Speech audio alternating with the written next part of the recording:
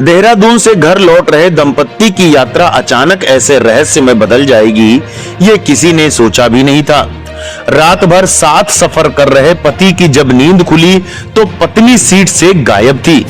पहले लगा शायद वॉशरूम गई होगी, लेकिन कुछ मिनट बाद ही घबराहट ने डर का भयानक रूप ले लिया।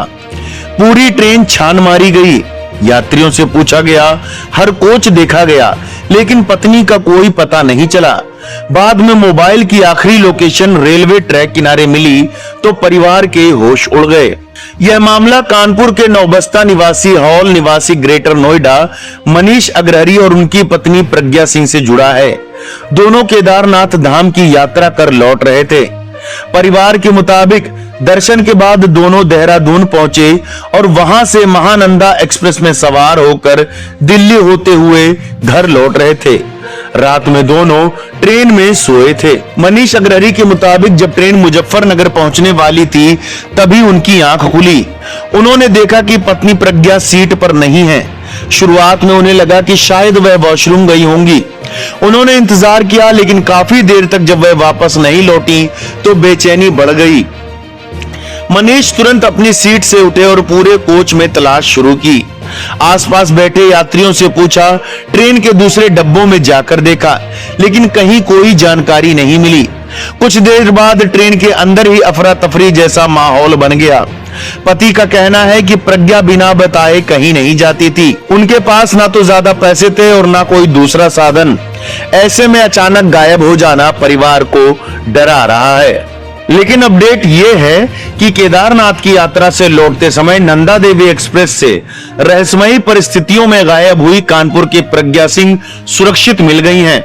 5 मई की आधी रात को ट्रेन से लापता हुई प्रज्ञा 6 दिन बाद बिहार के बेगूसराय में बरामद हुई। इस घटना ने उत्तराखंड से लेकर उत्तर प्रदेश और बिहार पुलिस तक हड़कंप मचा दिया था। अब प्रज्ञा ने खुद पुलिस के सामने खुलासा किया है कि आखिर वह बेगूसराय कैसे पहुंची और उस रात ट्रेन में क्या हुआ था।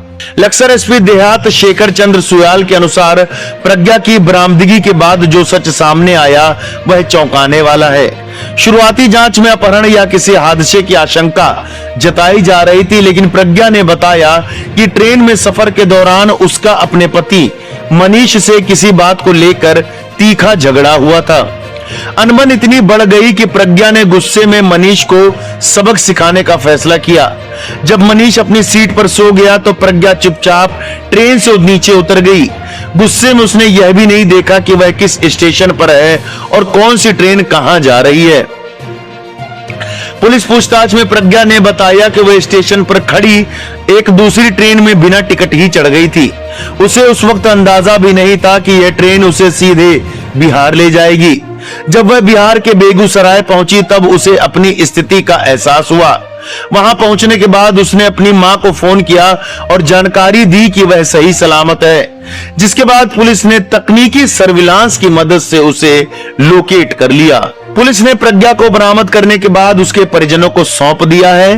वह अभी कानपुर स्थित अपने घर पर हैं।